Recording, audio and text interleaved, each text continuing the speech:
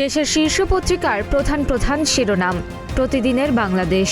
আকালের দিনে মস্ত বাজেট, সম্ভাব্য আকার ৯ লাখ কোটি টাকা ছাড়াবে। সংসদে বাজেট পেশ হতে পারে ১১ জুন।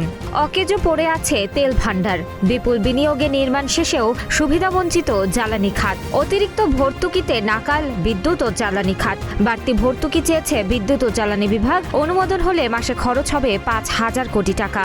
চূড়ান্ত যুদ্ধবিরতি নিয়ে শঙ্কা। ইসলামাবাদে আজ যুক্তরাষ্ট্র ইরান সমঝোতা বৈঠক। যুগান্তর।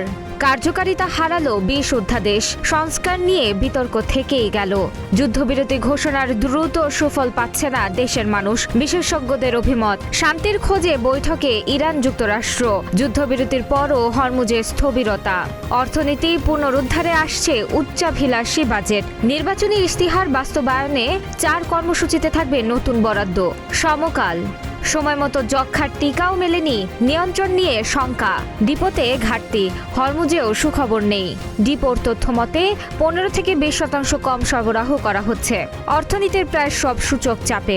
৬ মাসে ৫ লাখ জনবল নিয়োগ দিতে চায় সরকার। প্রক্রিয়ায় লাগবে ৮.৫ কোটি টাকা। ইত্তেফাক। অর্থনীতির সব সূচকই চাপে, মূল্যস্ফীতি বৃদ্ধি, রিজার্ভে টান। অর্থনীতির বাস্তব চিত্র ও বর্তমান সরকারের প্রতিশ্রুত নীতিকৌশল তুলে ধরে সংসদে অর্থমন্ত্রীর বিবৃতি। রাজনৈতিক সমঝোতা ভঙ্গের অভিযোগে ওয়াক আউট। শফিকুর বললেন, ভবিষ্যতে দেখা হবে। হামে সুস্থ হওয়ার পর আবার আক্রান্ত হচ্ছে অনেক শিশু। ২৭ দিনে ১৪৪ শিশুর মৃত্যু।